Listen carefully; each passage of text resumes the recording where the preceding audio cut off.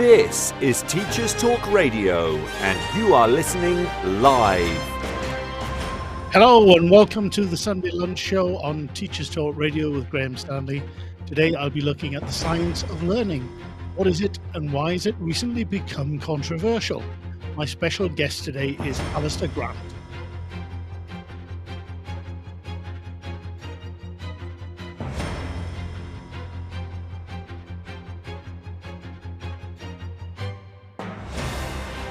This is Teachers Talk Radio, and you are listening live.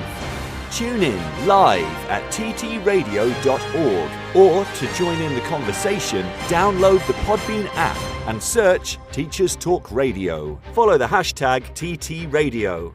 Tune in, talk it out with Teachers Talk Radio.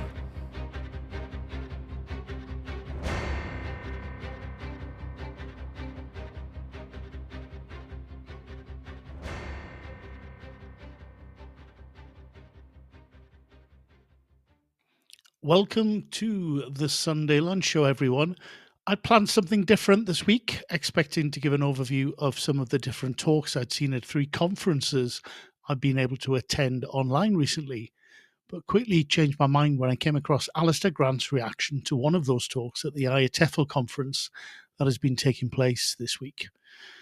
Former Teachers Talk Radio host show Harry Waters and his daughter gave the closing plenary at this conference, but it was a plenary earlier in the week that seems to have garnered a lot of attention and a measure of controversy. And I found the plenary by Dr. Carolina Cooper-Tetzel on the science of learning to be fascinating. She works at the University of Glasgow. And it had, for me, I thought it had lots of great insights from the research studies into cognitive science. So then I was very surprised to see a video on Facebook afterwards by Alistair Grant, teacher and teacher educator based in Argentina, that was critical of the attention given to this topic. But what Alistair said really made me think. And so because of that reaction, I reached out to invite him to join me to expand upon the views he expressed in his video. And I'm very happy to say that despite the short notice, he readily agreed. Now, Alistair Grant is an experienced teacher, teacher trainer, academic director, English language teaching author, and public speaker. He is head of English at Colegio Nuevo de las Lomas in Buenos Aires and a teacher trainer for International House in Montevideo and Mexico. In addition, he has taught and lectured at 2 universities in Argentina and has also worked as a director of studies in Buenos Aires. I will be talking with Alistair about the science of learning after the Teachers Talk Radio news. Hi secondary school teachers, we're Apps for Good, and we give schools like yours free introductory computing courses. Our courses are for everyone, including those who aren't computing teachers, and they're fully equipped with resources mapped to the UK computing curriculums. Independent learning is central to our courses. Your students will develop essential and digital skills by working in teams to create prototype apps. We'll even connect you with industry volunteers to give real-world feedback. Let's empower every young person you teach to shape their future with technology. Speak to us at www.appsforgood.org. Did you know that every year, half of disadvantaged children who are top attainers at primary school don't go on to achieve top GCSE maths results? At Axiom Maths, we exist to change that. Our fully funded program helps schools nurture young mathematicians through weekly face-to-face maths circles, where pupils tackle challenging and exciting problems outside the national curriculum. With just under £3,000 annual funding, expert training and quality resources, we give schools everything they need to inspire the next generation of mathematical thinkers. Want to make a difference? Visit axiommaths.com today and join over 400 schools delivering math circles across the UK. Meet 2025 BET Award winner Kialo EDU, the 100% free tool for thoughtful, inclusive classroom discussion.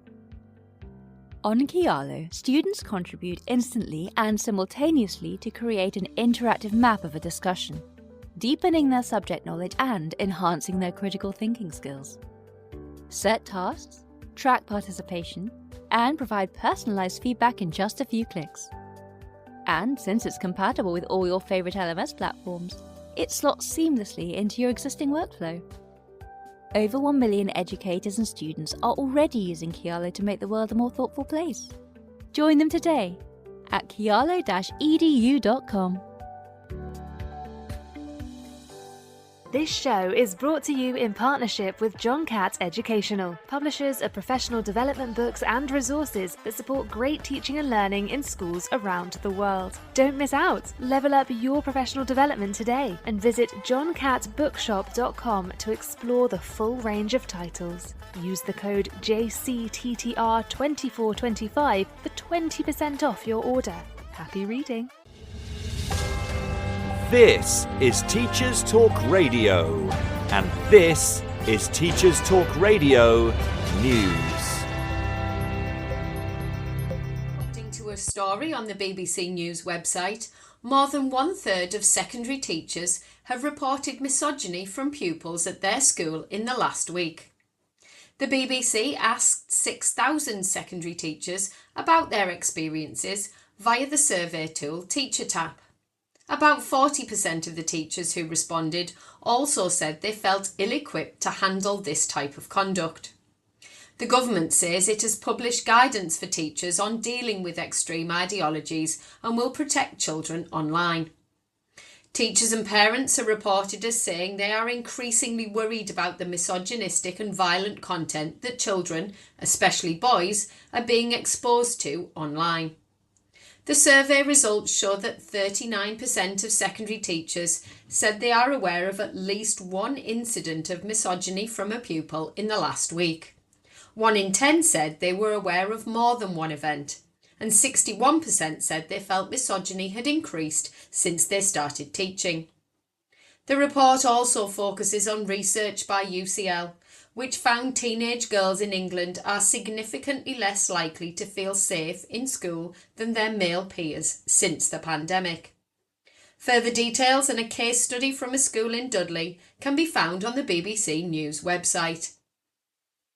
The BBC also reports that a former Dundee University principal has been named as the chairman of a new task force set up to help the struggling institution. Sir Alan Langlands will chair the new University of Dundee Strategic Advisory Task Force. The university faces cutting its workforce by 700 as it attempts to tackle a £35 million deficit. The Scottish Funding Council recently approved a £22 million support package for the university. An investigation has been launched into the reasons for the institution's deteriorating finances and how this came to be a surprise to the university's leadership. Unions have welcomed the announcement. Schools Week says a surge in schools making cuts shows they are rapidly heading towards the brink, and that this is threatening the government's promise to break down barriers to opportunity. A survey by the Sutton Trust says more schools are cutting teaching and support staff at this time more than any time since 2020. Nearly 1/2 of secondary school leaders said they are using pupil premium cash to plug gaps, the highest since the annual poll began in 2017. Schools Week revealed last month the funding issues schools face, including unfunded pay rises, increases to national insurance and other rising costs. The Sutton Trust said the findings, reported in detail in the article online, show Labour risks failing one of its own 5 missions, to break down barriers to opportunity for every child. Another key Labour pledge was to update the national curriculum, but 1/3 of secondary school leaders said they will reduce the choices they offer at GCSE because of funding constraints. The Sutton Trust is now calling for a new national strategy to close the attainment gap, including restoring the pupil premium to its full value, as it says this has fallen by 20% in real terms since 2014 to 15. A Department for Education spokesperson said, "The government has protected key education priorities through our plan for change." Finally, a team of 7 primary school pupils is hoping for success in the USA after qualifying for a World Robotics Tournament. Hartlepool Mail Online said the team from one of the town's primaries had been competing at regional and national levels since November and had made it through to the competition's final held next month in Dallas, Texas. The competition requires teams to design and build a robot able to hold and carry a ball, then score a goal as quickly as possible in 60 seconds. The primary is one of 3 schools representing the UK in the tournament. The team and local community have so far raised £12,500 of its £20,000 target needed to travel for the competition, and once in a lifetime opportunity. This has been Teachers Talk Radio News with Joe Fox. Hello and welcome back, everyone. I'm very happy to say that I'm here with Alistair Grant, my special guest for today. Alistair, how are you? Very well, thank you, Graham. It's a nice, bright, sunny but chilly day here in Buenos Aires in Argentina. No, I'm well, and thank you for inviting me. Thank you for agreeing to do this. I'm excited about our conversation today. And as I usually do, I would like to ask you about how you became a teacher. And maybe you could talk a little bit about your background and what you're up to these days. Absolutely. So I became a teacher.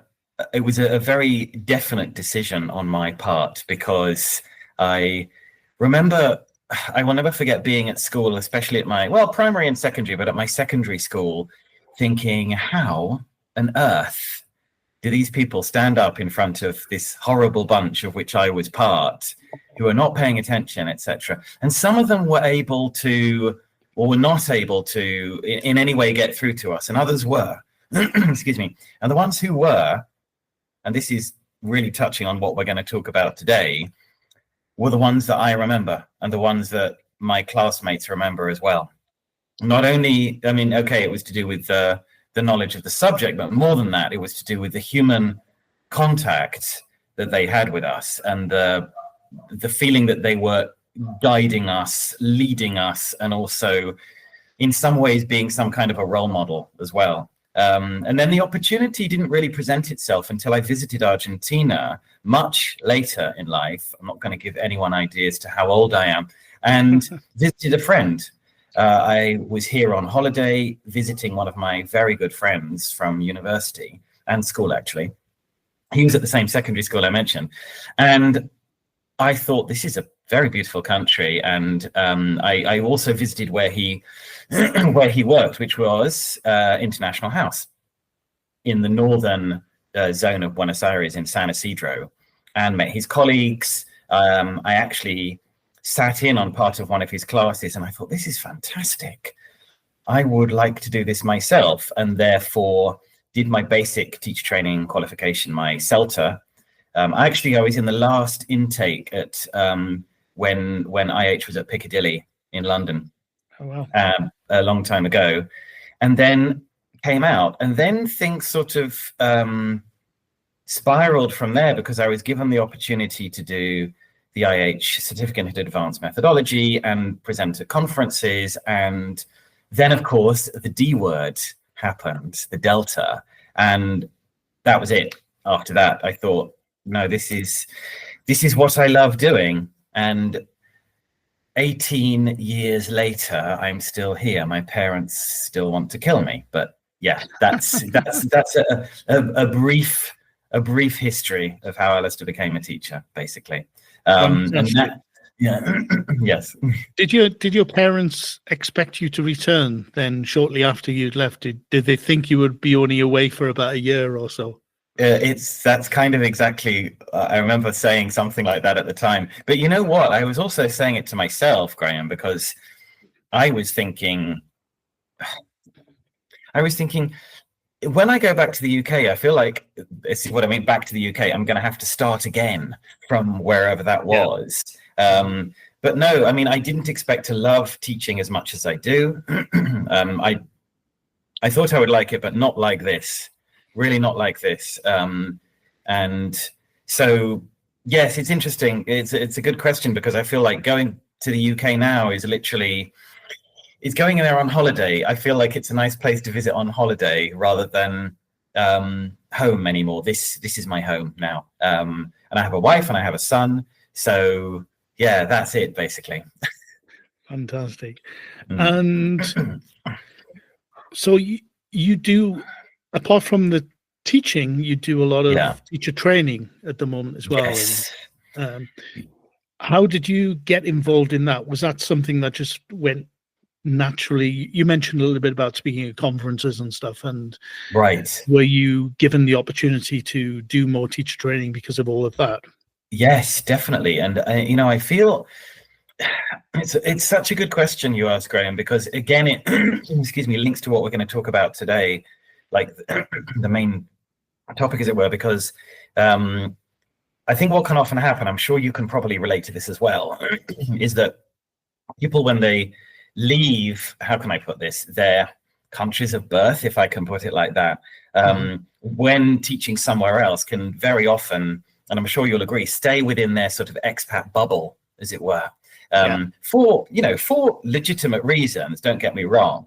But I was given the opportunity at one particular event we had at International House by somebody who came, who worked for a local, he still works for a university here, Universidad Tecnológica Nacional, UTN University. It's one of the biggest public universities in the country, who said, really like what you were talking about, please come and give a talk at one of our events. And that was how can I put this, sort of entered the local education system, the Argentine education system. That was a sort of entry into that.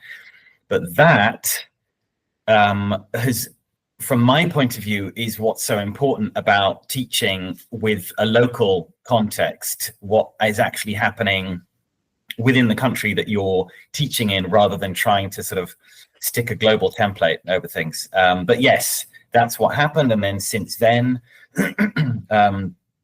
I was also then able to, I was given the opportunity to speak at some conferences in Montevideo, in Uruguay, and was then offered to become Director of Studies at International House in Montevideo, where I was in charge of teacher training for, I think it was 38 schools throughout Uruguay, which was fun, challenging, but fun.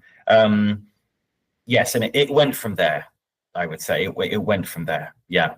Because now, like I said, I've been working for one particular university for 8 years, another one in the south of Argentina for 3, and also tutoring modules 1 and modules 3 of Delta, plus working for freelance for various international houses around the world, helping their candidates with Delta. There's a lot more to it than that, but yeah, that's like a potted history of me right now. Yeah. Right. And as a teacher, it sounds like you've probably had a very wide range of teaching experiences of all ages and all levels, etc. Is there one particular group of learners that you like teaching above others? Yes, it's so funny. Your questions are so good, Graham, because I feel like it's funny. If I could have scripted questions I'd like you to ask, it would be these ones. It's funny, but yeah. The short answer to your question is yes.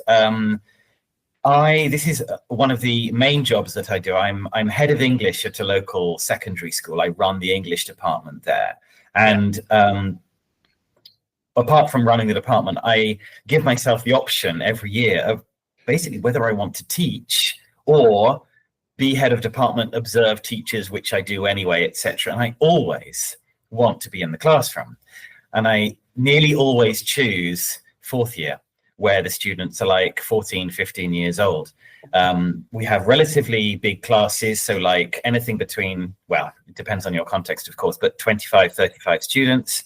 And they get the opportunity to sit for the Cambridge First Certificate exam, or B1 first. And I love it because it's getting to know them and getting to work with them. And I even love the frustration of thinking, for goodness sake, Alistair, why isn't this working out?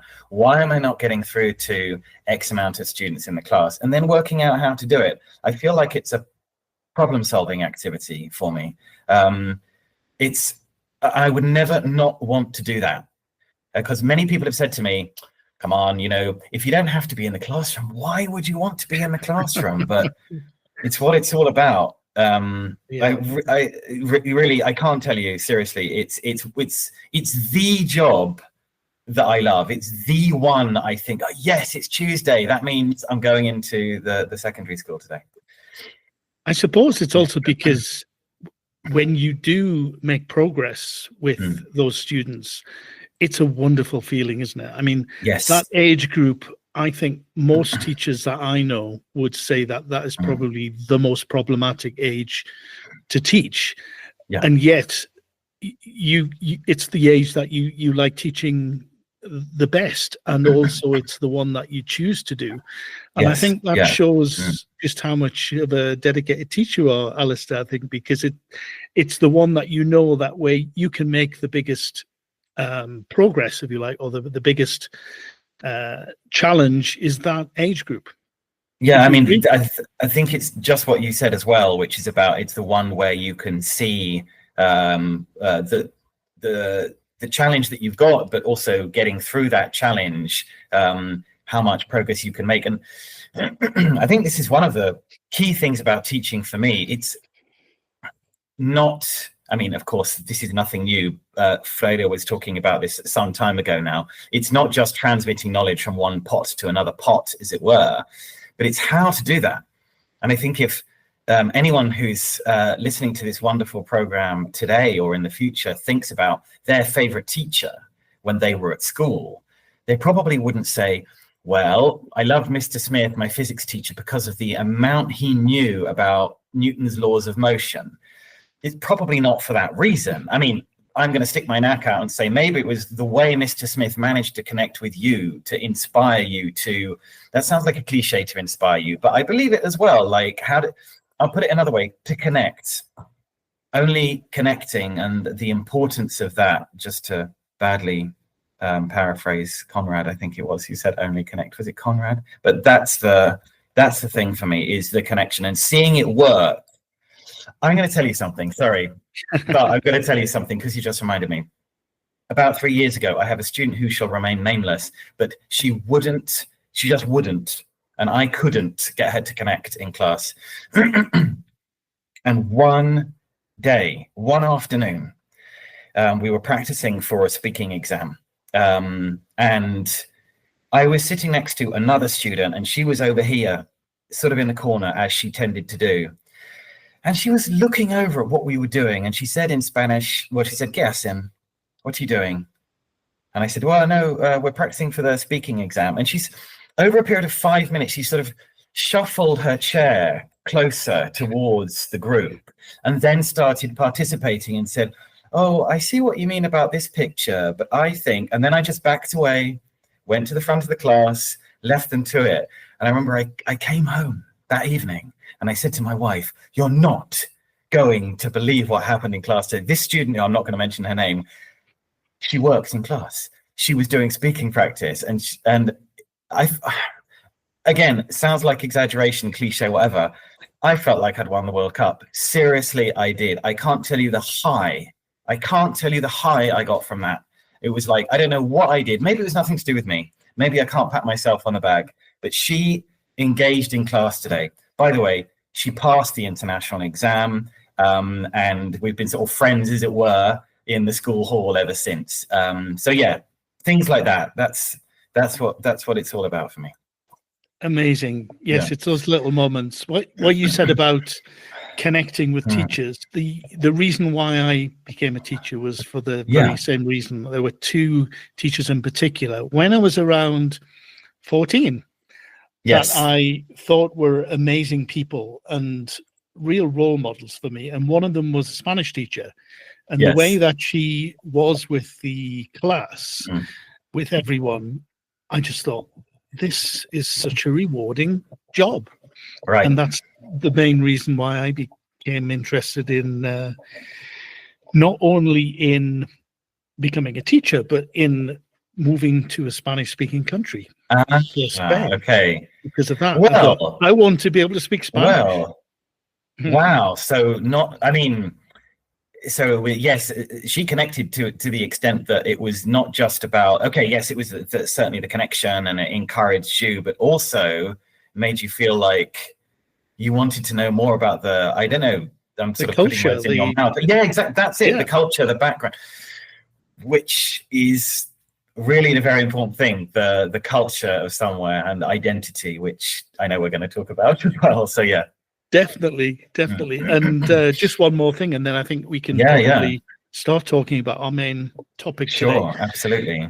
As in what you said about that wonderful experience with your student, that you managed to connect with it. I think you should take credit for it, to be honest. I think, even if it came from within her, you provided the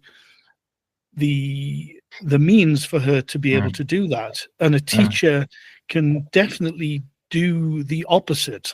If I go back to being a 14-year-old, we had a chemistry teacher at the school where I work, and I was school where I went to, and I was put off science and chemistry because of that teacher. For life. He just wasn't inspiring. He wasn't interested in us. He was demotivated. He was probably, he kind of did anything but teach us chemistry. We used to argue with them. He talked about his children in class for long periods of time rather than, and we thought, what are we learning about chemistry? Why are we here? And so it really put me off moving towards a more science background, which I love physics, for example, and yet it turned me off the whole subject. I sometimes think maybe that's one of the reasons I'm so bad, or consider myself so bad at mathematics, is because the maths teacher that I had, certainly in primary, was similar to yours, although at least you got some anecdotes out of yours, because in my case it was, if you don't understand, and I'm not exaggerating, if you don't understand, it's because you're not intelligent enough. There's nothing we can do. Great. Where do we go from there? So, not a good experience. Yeah. Just one more anecdote, and then we'll move on. Great. You've just reminded me, because of maths. I performed terribly at maths when I was at school, and failed my O-level at the time, GCSE. Me too. Because of I'm sure it's because the teacher kind of left us behind. I didn't feel like I was seen by the teacher.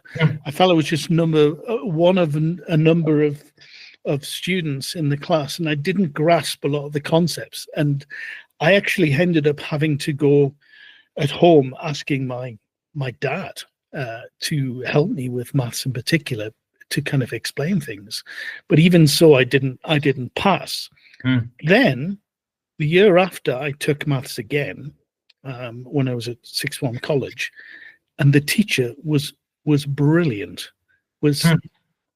gave us exactly what we needed, concept wise, checked that we understood everything before moving on, gave us individual attention, and I passed with a B. Wow. After a kind of attending his class. So again, that I use that as an example of just show the power of a particular teacher and a particular teacher, how that one teacher can have such an impact upon students if with the way of doing things. Yeah, exactly. No, I think that's because, again, it's the same subject, the same student, i.e. you. What was the difference? The teacher was the difference. The teacher was the difference. Yeah, maths hadn't changed. You hadn't changed. Okay, maybe you were slightly older by a few months or whatever it was, but the difference is the teacher. That's it.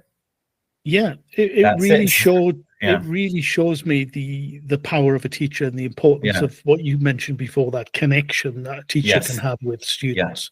And if that hadn't have happened, if that hadn't happened, then I may have left thinking that maths wasn't something that I could do. Right.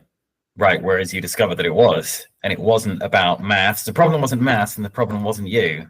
And I'm not that I'm saying, okay, the entire blame is necessarily at the door of this teacher, but having a different one, yes, it does. Yeah, it does totally make a difference. It's that thing, and we'll come on to this. In fact, there is quite a lot of research that shows one of the biggest factors in education is the teacher. So the importance of the teacher is a very big factor, and that's backed up by research, which brings us nicely to the main reason we decided to talk today. Hi secondary school teachers, we're Apps for Good, and we give schools like yours free introductory computing courses. Our courses are for everyone, including those who aren't computing teachers, and they're fully equipped with resources mapped to the UK computing curriculums. Independent learning is central to our courses. Your students will develop essential and digital skills by working in teams to create prototype apps. We'll even connect you with industry volunteers to give real-world feedback. Let's empower every young person you teach to shape their future with technology. Speak to us at www.appsforgood.org. Did you know that every year, half of disadvantaged children who are top attainers at primary school don't go on to achieve top GCSE maths results? At Axiom Maths, we exist to change that. Our fully funded program helps schools nurture young mathematicians through weekly face-to-face maths circles, where pupils tackle challenging and exciting problems outside the national curriculum. With just under £3,000 annual funding, expert training and quality resources, we give schools everything they need to inspire the next generation of mathematical thinkers. Want to make a difference? Visit axiommaths.com today and join over 400 schools delivering maths circles across the UK. Meet 2025 BET Award winner Kialo EDU, the 100% free tool for thoughtful, inclusive classroom discussion. On Kialo, students contribute instantly and simultaneously to create an interactive map of a discussion, deepening their subject knowledge and enhancing their critical thinking skills. Set tasks, track participation, and provide personalized feedback in just a few clicks. And since it's compatible with all your favorite LMS platforms, it slots seamlessly into your existing workflow. Over 1 million educators and students are already using Kialo to make the world a more thoughtful place. Join them today at kialo-edu.com. This show is brought to you in partnership with John Catt Educational, publishers of professional development books and resources that support great teaching and learning in schools around the world. Don't miss out! Level up your professional development today and visit johncattbookshop.com to explore the full range of titles. Use the code JCTTR2425 for 20% off your order.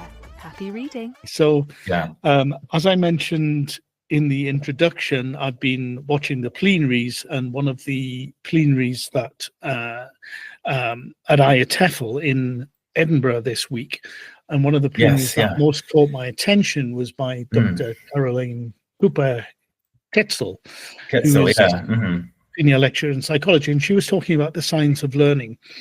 And I really was fascinated by her plenary. I thought it was probably the best one that I watched out of all the plenaries on IATEFL. Yeah. It seemed to make a lot of sense. And I was going to speak about just how much I found it interesting on today's show. Yeah. And then I saw a video that you posted, which wasn't particularly about her plenary, but it was more about the idea of this focus on the science of learning that you feel has been given to English language teaching, education in general, I suppose. And you made some very strong sort of arguments about why you felt it needs to be questioned, I think. I'd love to hear perhaps what your your response to seeing that plenary is very different from my response, and what it is that you, perhaps for our listeners, think is what it is about the science of learning that requires some kind of critical questioning. Yes, certainly. So I think first of all, if we go back to the most recent method, as it were, dogma, ELT, Scott Thornbury, I'm sure you remember, and your listeners will remember as well, that there was so much noise around that.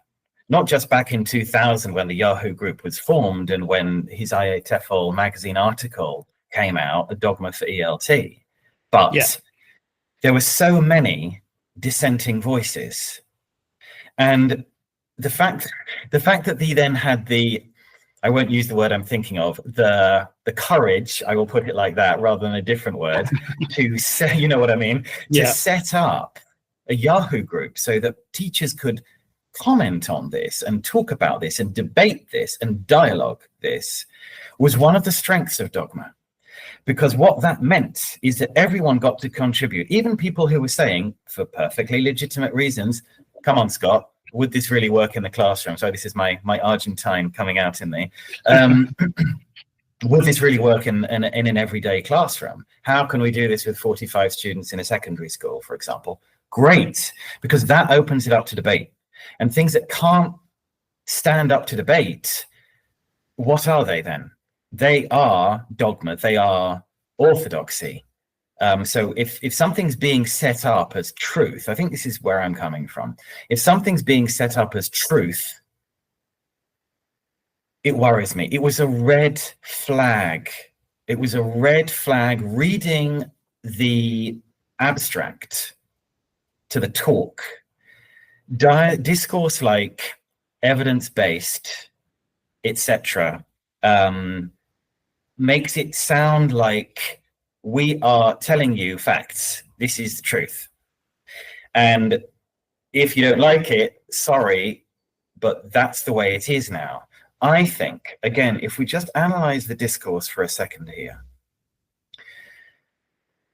how can you call something science of learning, just the title, without sounding like you are stamping authority onto something by calling it science? Because we know that we can't argue with science, right?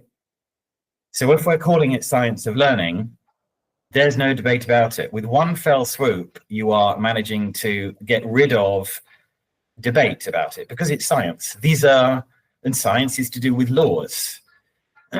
I mean, if you look at Carl Sagan's amazing book, The Demon Haunted World, there's so many instances of how prior to science, we were, burning women saying that they were witches, for example. Then science steps in and all those old fears, as it were, go away. And I feel like what's happening by calling it science of learning is that we're doing ourselves a disservice in a way, because we're saying that there can't be a debate about these things. There shouldn't necessarily be a dialogue about these things. This is the way things are. And that's not something that you can challenge because science is just a collection of facts. The question then is, where do those facts come from? Because we're not talking about looking at the speed of light in a vacuum, which in all contexts would be the same. We're not talking about Newton's laws of motion, which in all contexts would be the same. We're talking about research that has been carried out in the global north in select settings and has yielded a certain amount of results.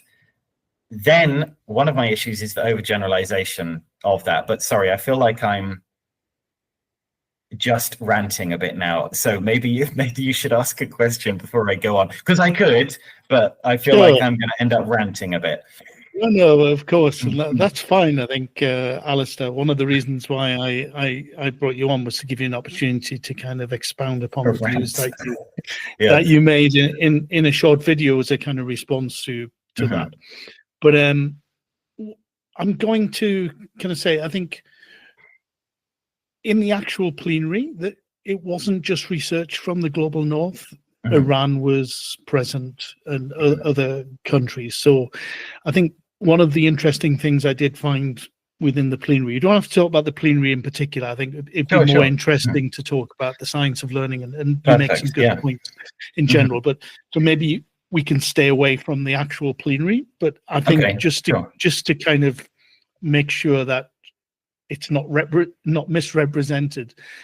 Yes, of course. At the very beginning of the plenary, she actually says, "This, you're the experts, you're the teachers, you're in the classroom. I'm not trying to say this is relevant to your context or to all contexts. I'm just presenting an overview of some of the studies that I think you should know about if you want to, to help your learners in a particular way." So that said, let's move away from the actual plenary, because I think everyone can kind of watch that. The recording is available. I'll make it available in the show notes. Perfect. That's a good idea. And decide for themselves. But this idea of the science of learning, I'm going to say that I think a lot of what you said rings true. True to me, which is why I thought it would be interesting to talk. There's also this idea that when you move away from the micro, as in away from the classroom or observe, even a school setting, which I'm not saying that you should move away from it, because that's where things actually happen. The learning actually happens with a teacher and a student, the students in the classroom, in a particular classroom, in a particular school, particular context, which is what you talked about before. And I think and those contexts change, those students change, and all of that we talked about earlier makes sense that you need all of that in account. But if you are in a position where you move away from that and then start moving towards the macro, which is the case in my role in particular, I kind of have moved out of the classroom, out of the school. I try and still keep in touch with that aspect of things, but obviously you can't be everywhere. And you can't. Of course. My focus is more of a kind of macro thing. And when you look at the policy making of education, of language teaching, and then looking at things from a point of view of they have to justify value for money and stuff like that. One of the things, I think, the reason why the science of learning and other such research becomes prioritized is because they're trying to understand how to make changes on a large scale that they can detect, that they can prove to the taxpayers, the voters, their government, whoever else, the press, that what they're doing is actually having an effect and making improvements. Now, I think this is probably where this idea of trying to quantify results, look for evidence, and treating what happens in teaching and learning as a science comes from. I'm not saying that's problematic in itself, but I'm saying that's probably where this comes from. I'll stop again and over to you. No. Why? My question is why? Why is there a need to do that? Because you mentioned value for money. So what's that about? Why is there the need to do that? Why is there the need to quantify? As in, I suppose where I'm coming on is, who does that serve? Which of the stakeholders in language teaching does it serve? Does it serve the students? Does it serve the teachers? Or who else does it serve? It's a genuine question. And I feel like I also know that this research, and I'm not going to mention big players' names, but that it's paid for by some very big companies. I'm not going to mention who those companies are, who's involved, etc. But there seems to be, and I'm really willing to be challenged, disproven, whatever on this, but a vested interest in this research being carried out, because it's not cheap to do this kind of thing. And it is quantitative research, by the way. And qualitative research is something that I'd like to mention as well, but it is quantitative research. So why is that happening? That's my question. Where's that need coming from? I mean, to be honest, I think you probably said it yourself about value for money, which makes sense. Then to me, it feels like the question is, like I say, who is that serving? Where does that take us as well? Because it seems to be that there's understandably, like you mentioned, value for money, that things need to be, like science of learning presents itself as, cognitive and measurable. I think one of the issues with that is that it's sort of normalizing a specific way of thinking. And it, again, calling it science of learning, it appears to be common sense, but really I feel like it's serving some kind of dominant ideology. And then this is where I'm coming from. Where is the need to do this? Where does that need come from? Where is the need for the research, and does it help the people who it's supposed to be helping? It really feels like, if we're talking about, it's because it's valuing empirical data. One of the problems with the quantifying aspect of that is that it's championing empirical data over lived experience. I mean, Pierre Bourdieu talks about cultural capital, and that, to me, it feels like what's going on here, because somebody owns that cultural capital. And it seems to be, and I know what you said, and I know you want to, understandably step aside slightly from the plenary itself, and about how, okay, the speaker was saying that they're not trying to stick a template over somebody's local context. But I think this is what Gramsci would say. It's like saying, you're the experts, which is quite a flattering thing to say. And there's a reason for that discourse as well. I'm sorry, but there's a reason for that discourse as well. But by the way, this is the proof. And it feels like it's actually, in a very sort of subtle way, delegitimizing the embodied knowledge of the practitioners, which is the teachers. That's how I feel about it. I feel like there's voices that are being silenced by saying that. That's how I feel about it. By that kind of representation. Again, I go back to the question, why is that being carried out, that research? And I go back to what you said about value for money. Sorry, Alistair. No, all very legitimate questions, I think, and we need to have these discussions, and there need to be critical voices, I think, with anything that is presented in this way. So I think that is all very welcome. I think for me, one of the problems is that there seems to be perhaps a bigger picture, is this disconnect between the classroom, the teacher, the learner, and the policymakers, the commercial organizations. Yes. And one of the things we need to be very careful about is, you've already hinted at it, is like, if there is research carried out, what's the agenda? What's behind that? Is this research being carried out, or is the evidence being presented because whoever's presenting it wants to kind of show something that a teacher can then change their practice to help the learners learn better?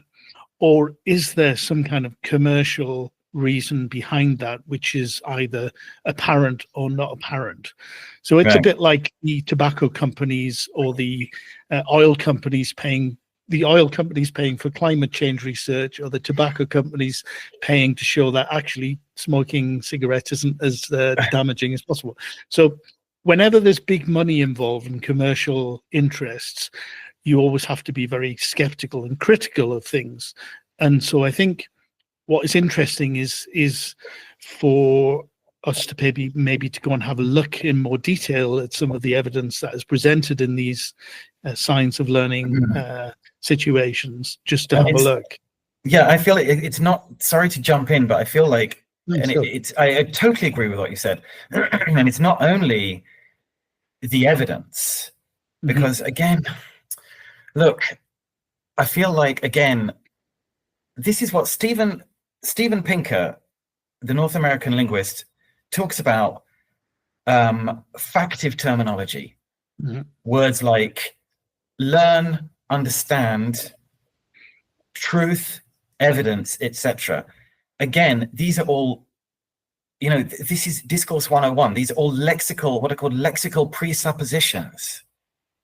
If you're saying something is evidence-based, then again, it just manages to eschew debate. You just mentioned where this is coming from, and I want to say something about where it's going. I'm looking to my right because I have a sort of raft of course books here. And on the back of a lot of those course books, it talks about this course book, whatever the title might be, closely follows the communicative approach. I'm sure you've seen many like this. I'm sure your listeners have seen many like this as well. Now, Delheims comes up in whenever it was, late 60s, with the concept of not the communicative approach, but the ways in which that we are able to communicate, which, you know, there's lexical strategies, there's sociocultural implications, there's discourse, etc. But then all of that, which I think is perfectly legitimate, becomes very marketable. And this is where I'm going with this. I think that there are some, this is what I said in the video, that there are some people who stand to make a mint out of this, because then suddenly the blurbs and the scope and sequence of texts are going to be reading like, this incorporates the science of learning, which is evidence-based, and the research has proven that, etc., etc. And it's so seductive because it's so binary.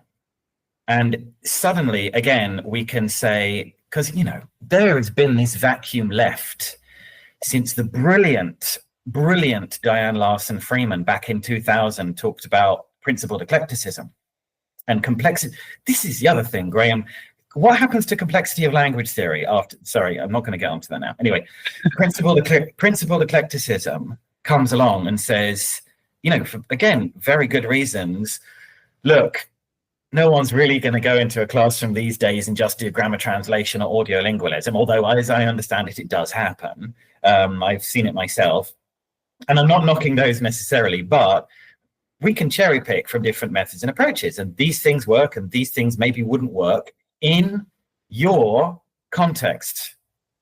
So what you've got to do, and this is something that I tell my trainee teachers, is when you go to teacher training conferences and you hear X person talking about X thing, do think about your context and how that may or may not work in your context. And if there are bits that need perhaps adapting and changing, then that's definitely what needs to happen. But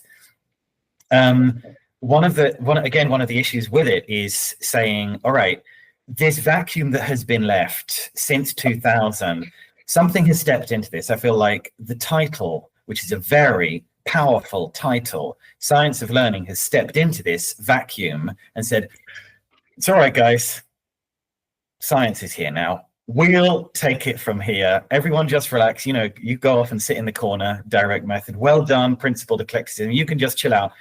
Let the adults take it from here. And it feels like, come on. I mean, this is totally delegitimizing the experience of teachers who know their students.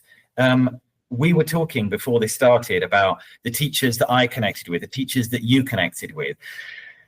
And I think we would both agree that it wasn't necessarily because they were unparalleled in their knowledge of their field, which could be, but it's also to do with the connection. And I think that, yeah, that's somewhere else I'm coming from with this.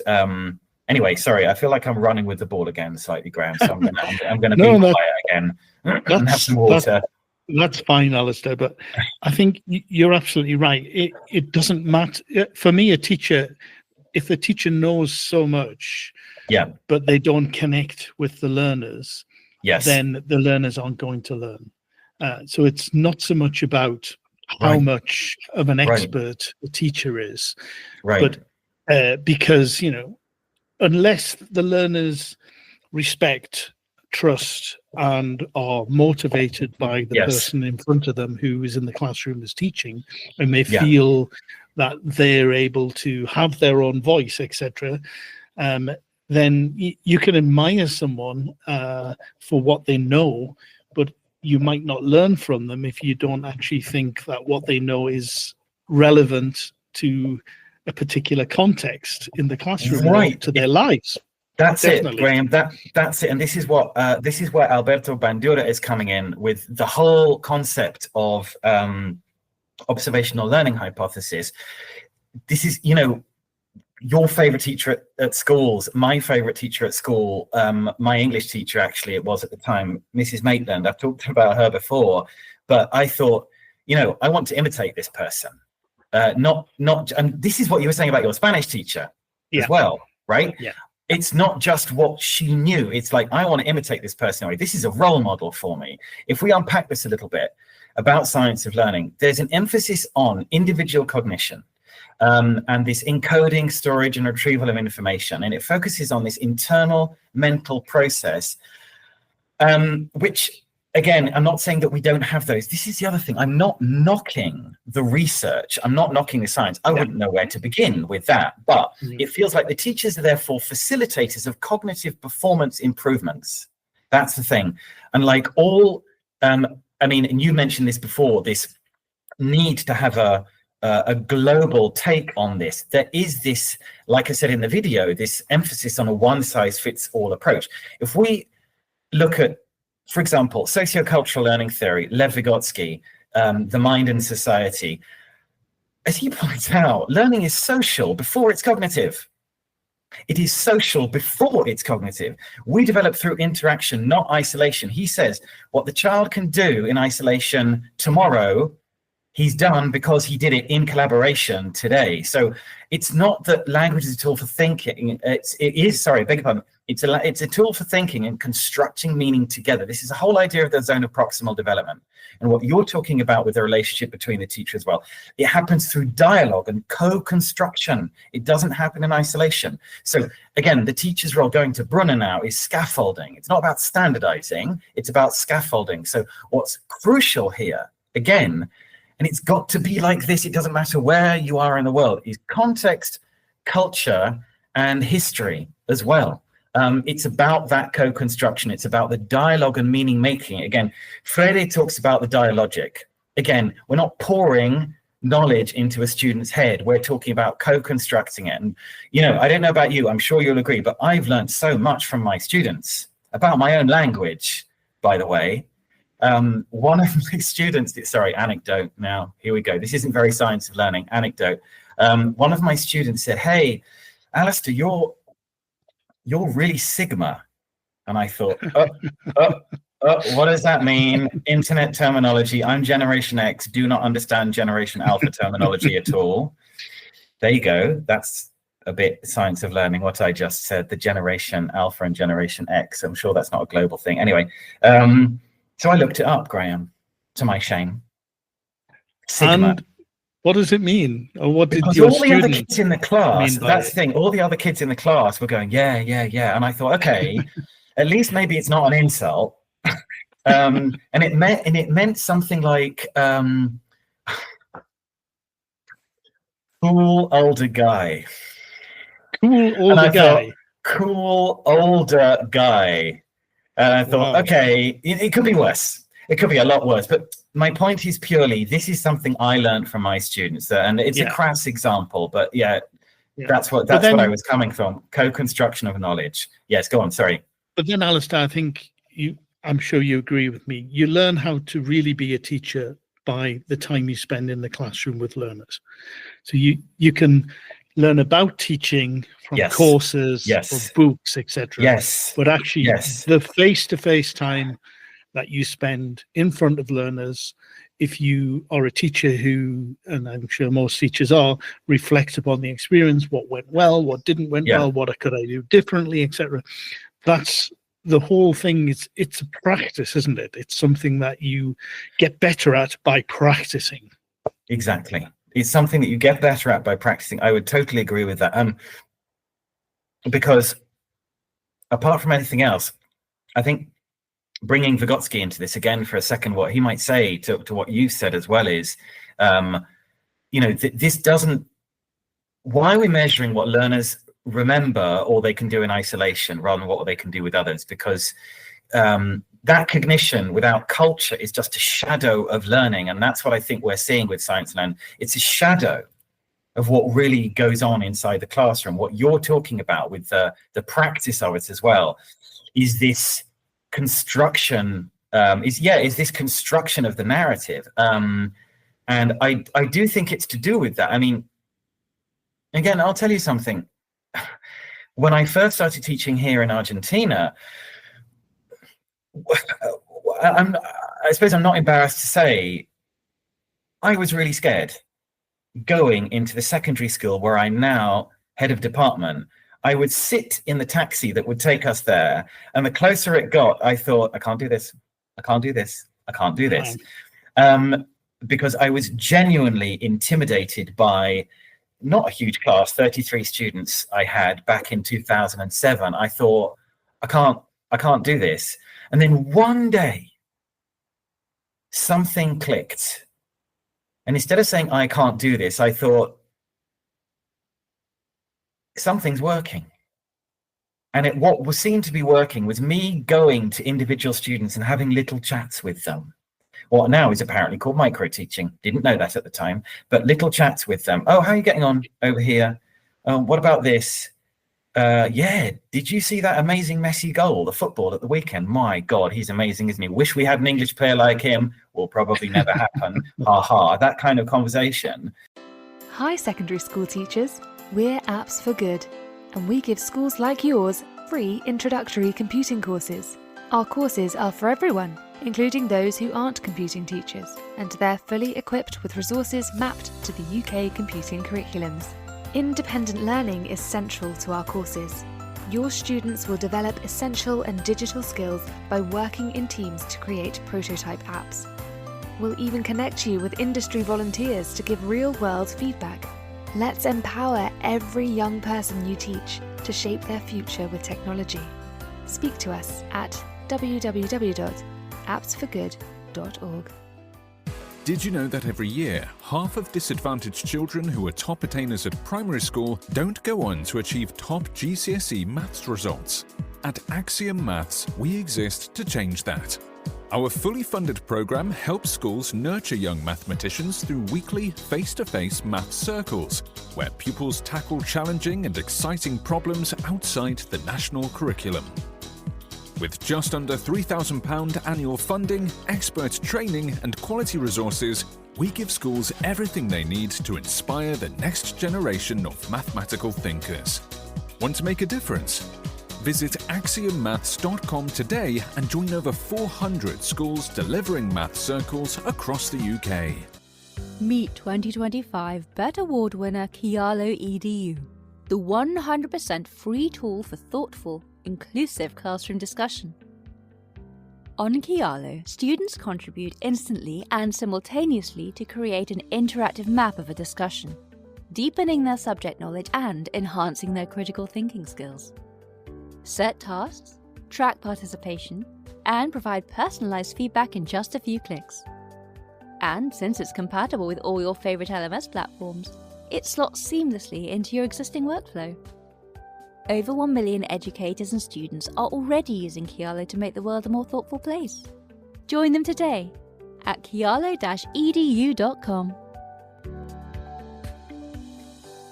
This show is brought to you in partnership with John Catt Educational, publishers of professional development books and resources that support great teaching and learning in schools around the world. Don't miss out. Level up your professional development today and visit johncattbookshop.com to explore the full range of titles. Use the code JCTTR2425 for 20% off your order. Happy reading. But that was it, and it was practice, Graham, and that's it. It was so many failures. That's the other thing that I learned from. I'm sure you've had that. I'm sure probably every teacher who's listening to that has had that as well. Yeah, that all rings true. And I don't think your experience of the fear of going into the classroom, that's something that I've experienced. That's something that I think every teacher has experienced, and that you need to, find a way of moving beyond it and getting to grips with it, or you wouldn't continue being a teacher, I think. Yes. Because I don't think it's an enjoyable thing to have. But so, although teaching is a practice, I think what is really interesting is, and you've mentioned a lot of sources, you're very well read and understand theory of learning and of language teaching very, very well, Alistair, from all of the references you've brought up, which I think is fantastic. But it's also about evidence, isn't it? As you've shown through that. So the research and evidence, the theories of teaching, they do influence how we teach, even if it's just they inform what is in the books that we use to teach. They inform us as teachers, etc. In our courses, when we learn to become teachers, or the CPD that we take to extend our knowledge of teaching and what works, etc. But there does seem to be, I think, a little bit of a divorce, and then it brings me back to another plenary that happened this week at the IATEFL conference. This idea of research, unfortunately, to a certain extent, is quite often divorced from practice. And the researchers, I'm not saying all researchers, but a lot of researchers kind of research what they're interested in when it comes to understanding about language, but that very often doesn't make its way down to the actual classroom and the teachers for lots of different reasons. One is that teachers don't have any time to be up to date with the latest research, because they're too busy teaching and having lots of different jobs, as you're a great example of that. But also a lot of the research is behind paywalls, so teachers can't get hold of original research. They need to have other people who enable them to understand about it. But then also there are all sorts of other aspects of it. But it is important that what we do in the classroom is informed by evidence and research. You're not arguing against that at all, are you? No. Like I say, I'm not knocking the research itself, and I'm not knocking the evidence. I think I'm knocking the discourse that surrounds it, as in there isn't an alternative. I think what would have been great or what would be great, rather than what would have been great, is if somebody were to, again, bring in narrative into this. And by narrative, I mean local context, as in, all right, here's the evidence presented in this school. This is what worked with, well, not what worked, this is what happened with these students in this context, with this age group. And by the way, this is what these students like to do at their weekends. This one has ADHD. This one has a really complicated family situation, etc. So it feels like, you know what would help in that case with the science of learning is if it weren't called the science of learning, because then it would be like, all right, this is how it applies to some context. And you've just put your finger on it, Graham, by talking about the disconnect, that divorce between those two things. And I think it's probably why it feels alienating, because this is the thing. It feels like the knowledge, as it were, the power is being placed outside of the classroom. This is something I said in the video, and somewhere above the teacher. And if it were brought down to some kind of, again, contextual level, I think that would be really helpful. I mean, again, I mentioned the word narrative because it's something that, I mean, apart from scaffolding theory, it's something that Brunner talks about, is that knowledge is not just something that's stored in memory, it's woven into identity. Because this is really important, the concept of identity, the student's identity and the teacher's identity. The teachers and learners are not data points, they're storytellers living through experience, because you just mentioned this yourself as well, Graham. The idea of, okay, maybe the research is behind a paywall, so there is someone who acts as a sort of window, as it were, for that. Again, that's narrative, that's lived experience, and I think having an angle on that lived experience would be really helpful, because learning is very much situated, it's interpretative, and it's personal as well. There's something brilliant that Brunner says about narrative, that life is not how it is lived. It's not a collection of facts. It's how it's told and retold, even to ourselves. It's through narrative that we create meaning in our lives. So it's not that the science of learning is wrong. It may be incomplete, dehumanizing, and unbalanced when it's allowed to dominate. And that's what I mean. Where is the teacher's experience in this? It feels like that's just, it's being avoided. And I think it would be something that would really help, is if it were placed within a specific situation. All right, this is how it could be made to work in your context. And like I say, one of my biggest issues is calling it the science of learning in the first place. I think it's setting it up as something that it's power, it's hegemony 101.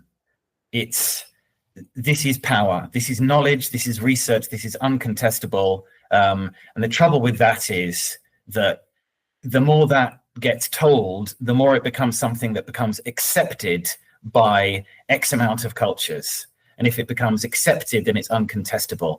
And that's where we get into dodgy territory for me, because then it becomes like this, the teachers, it feels like then the teacher is a practitioner of this, and they become this sort of blank slate on which global capitalism can write its message. And all I'm saying, and all I think we need to do more of, is just ask questions. And it's not about destroying evidence, you know, you see those YouTube videos sometimes where it says, I don't know, X person destroys blah, blah, blah, whatever it is, which is very clickbaity. It's more about just asking the questions. I do feel like in our industry, Graham, there's not enough dissent.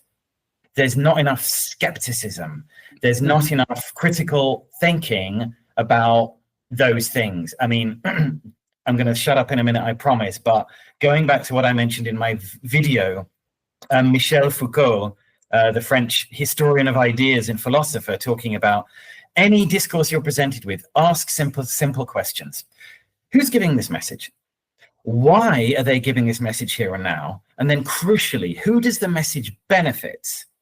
And then who does the message hurt? And I'm not just talking about science of learning, but any new discourse. This is, again, one of the wonderful things about Dogma ELT, when Scott set that group up, was he opened it up for everyone. Like, come on then, let's talk about this.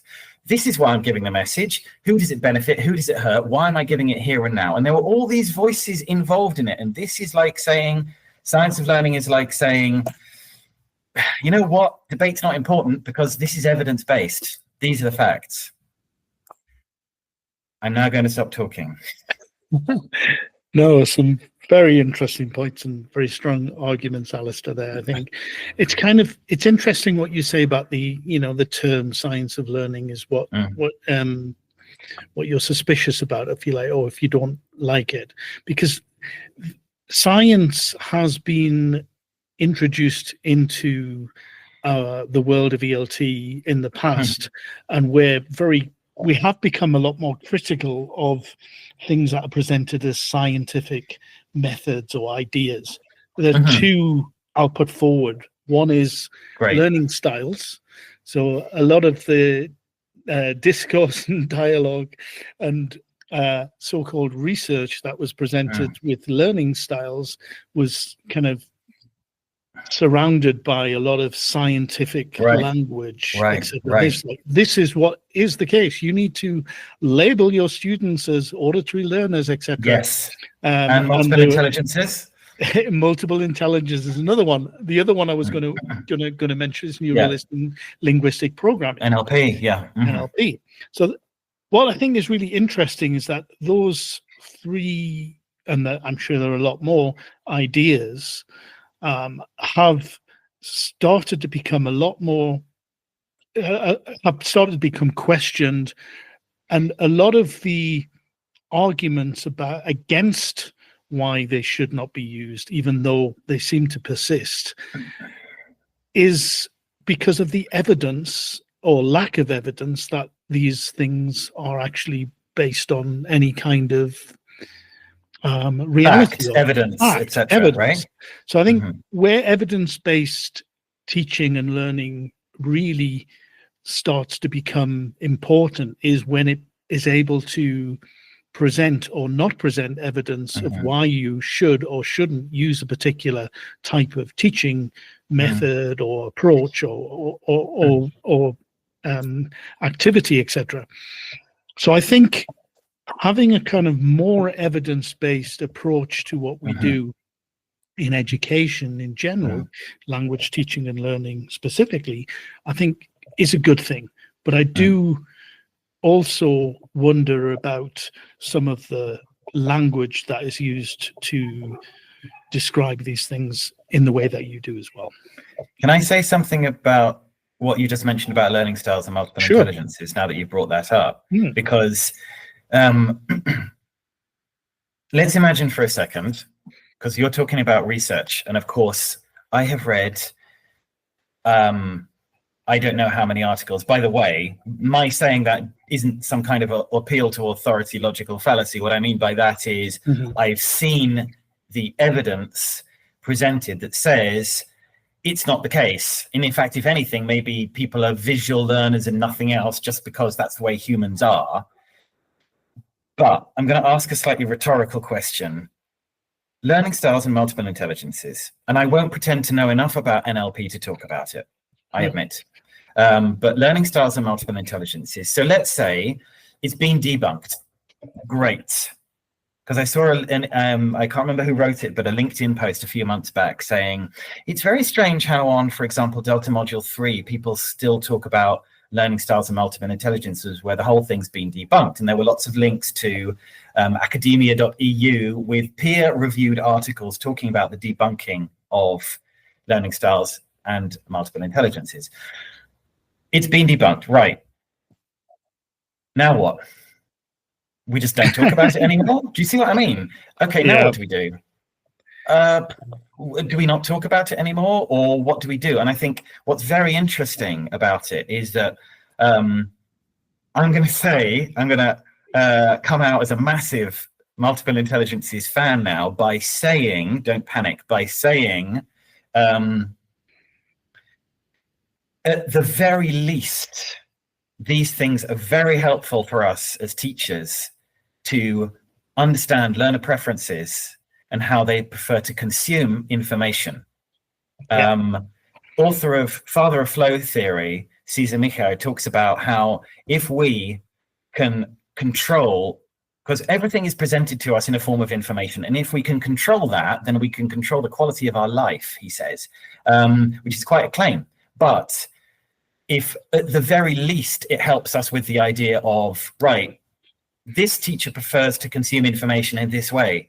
They much prefer to consume information or do tasks in class which are interactive. This one is much more of, sorry to say it, but Honey and Montfort, this is much more of a reflective learner.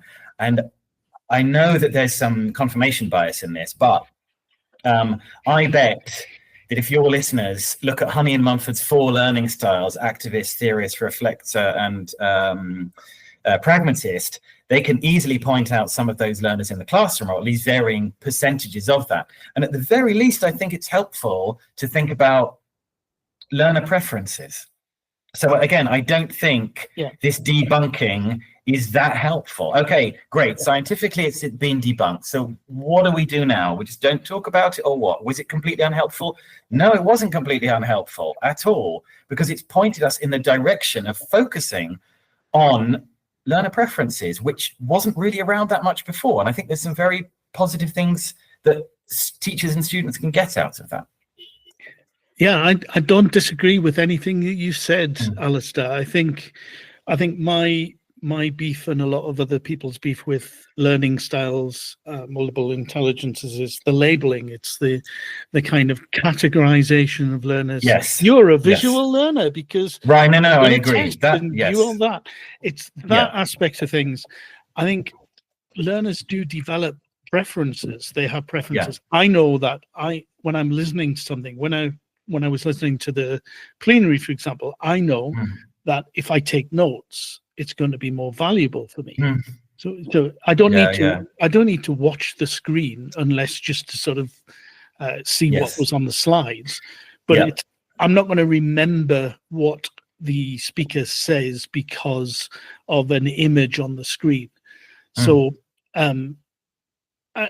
what does that mean? It means that I benefit from writing notes to understand and learn. Yes, and that's a preference, or it's a strategy. Now, I think the interesting thing here is that it's a preference and a strategy that if other learners haven't tried it, maybe they should try it.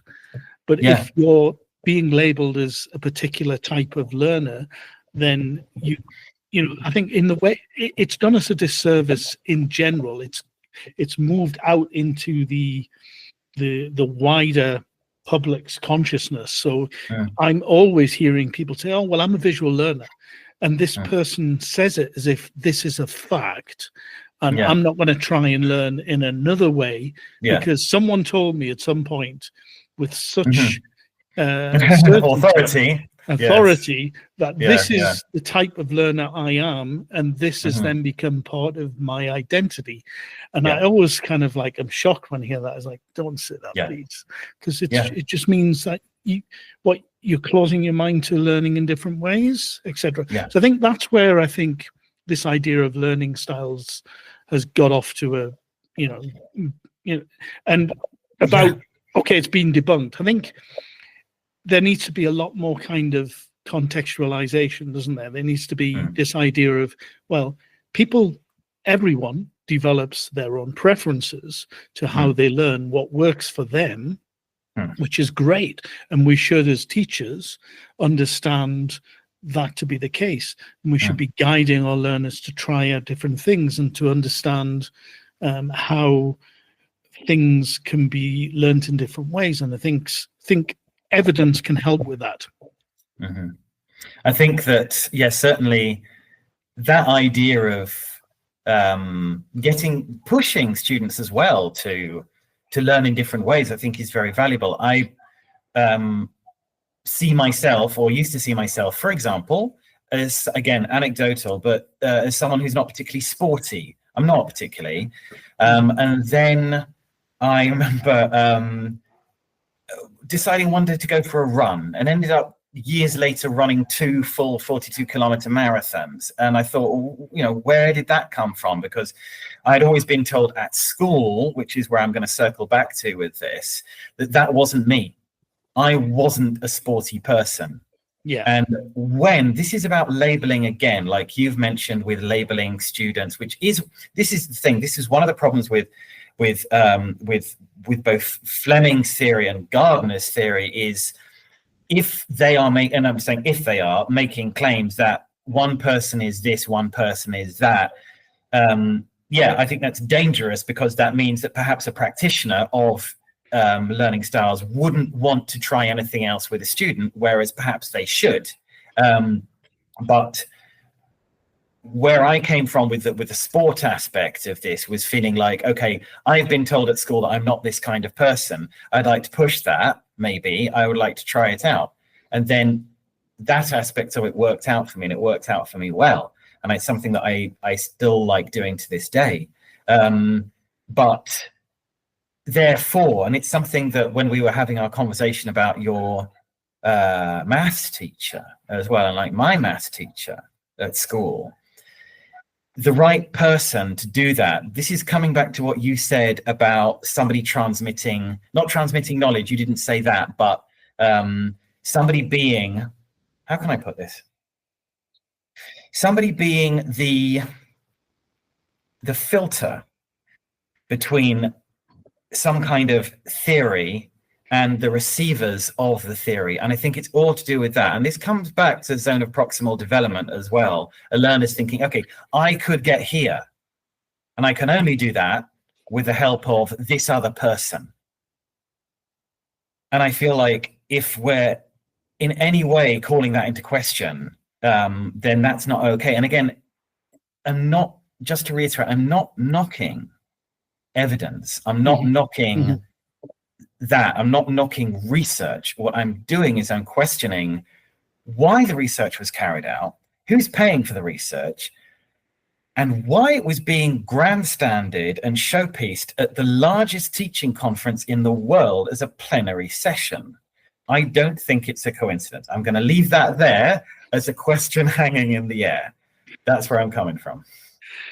Yeah, I'm not worried that it was given that amount of attention because I really thought I appreciated it, and I think I haven't seen that type of plenary before at a conference, and I really was interested in the actual details and data and evidence that was said. So I would just we don't have to talk about that anymore. I would just say, if anyone is interested, I recommend you have a look at it yourself and make up your own mind, really. And that's it. You just said it. You just said it. Make up your own mind. Exactly. That's what I think is true.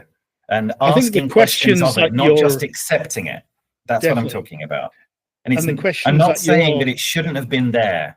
I'm sorry to interrupt, but I just want to make this clear. Okay. I'm not saying that it shouldn't have been there. That's not what I'm saying. I'm saying, okay, if it's there, why is it there?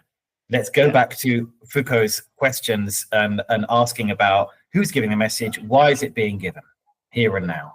Who does it benefit and who does it hurt? I'm not saying that should be silenced. I'm saying let's just ask why.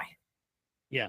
No, and they're all very important questions. I think we need to be more critical. As you said earlier, we can't just go to a conference, watch any plenary, and just say, this is the truth. We need to be critical of whoever's talking.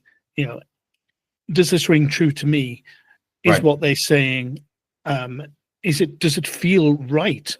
Even if they're presenting evidence, does that evidence ring true to my context? There are so many times that I've heard people speak at conferences, well, not so many times, but times when they presented things and I'm like, that doesn't feel right. That doesn't feel like it's kind of like, it doesn't reflect what happens in my classroom or my experience, etc. And I think it's very important for anyone to have that critical thinking, particularly these days when we're being presented with so many lies in society in general.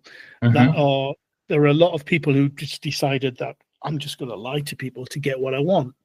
And that seems to be the case, doesn't it?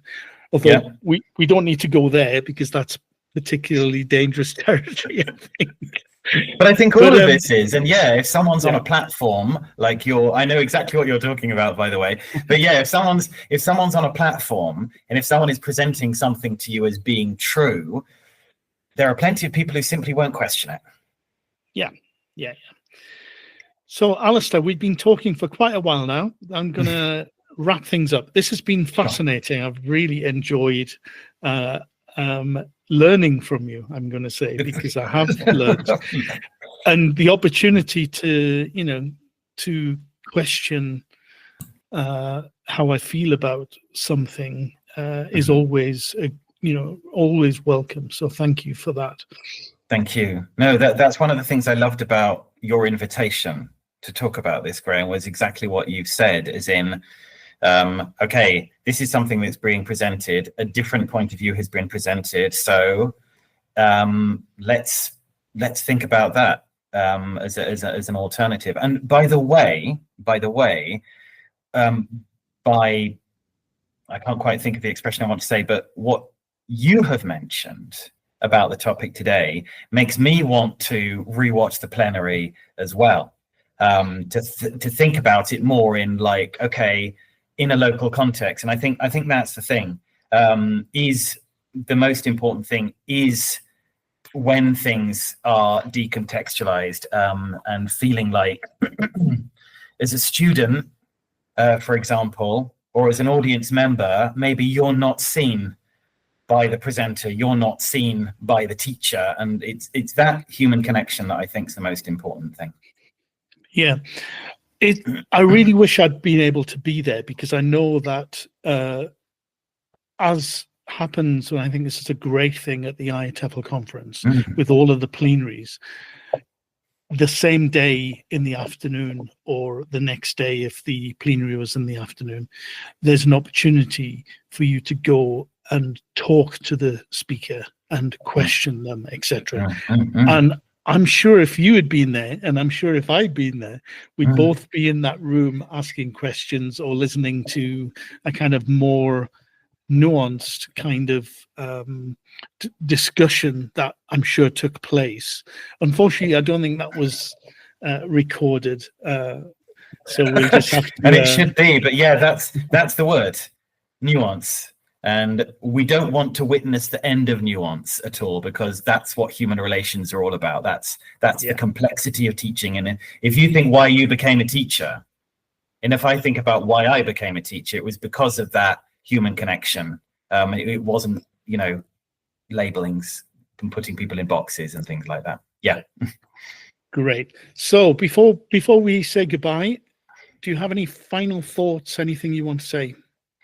I suppose just what I mentioned a few minutes ago, that I think anything, and this goes far beyond teaching, that we're presented with, I think it's a very good idea just to think critically about it. And I don't mean criticize. I mean, okay, why am I being told this? Who's telling it to me? And who does it benefit? And who does it hurt? And because this is the thing, I think I remember Sarah Mercer once said this in an interview that I did with her. I think it was during the pandemic or post-pandemic, but anyway, she said, as language teachers, we are uniquely positioned to bring our values into the classroom.